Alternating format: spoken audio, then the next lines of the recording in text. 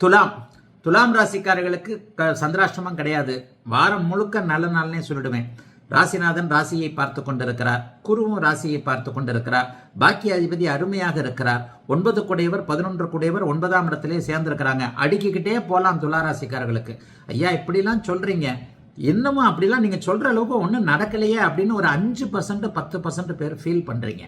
பெரும்பாலான துலாம் ராசிக்காரர்கள் நன்றாக இருக்கிறீர்கள். உங்களுடைய தகுதி இருப்பிடத்திற்கு ஏற்றார் போல, உங்களுடைய பிறந்த ஜாதக அமைப்பிற்கு ஏற்றார் போல ஓரளவுக்கு நன்றாக இருக்கிறீர்கள் என்பதுதான் உண்மைங்க. பிறந்த ஜாதக அமைப்புல கொஞ்சம் டல் அடிக்கிற தசாபக்திகள் இருப்பவர்களுக்கு நேரடியான நல்ல அனுபவங்கள் இல்லை. அவர்களுக்கு கூட இன்னும் 2-3 மாசத்துல நல்ல காலம் ஆரம்பிச்சிருங்க, கவலைப்பட வேண்டாங்க. துலாம் ராசிக்காரர்களுக்கு 7, 9ஆம் இடங்கள் வலுவாக இருப்பதால் நண்பர்கள் சார்ந்த விஷயங்கள் நன்றாக இருக்கும். கணவன் மனைவி உறவுகள் மிகச்சிறப்பாக இருக்கும்.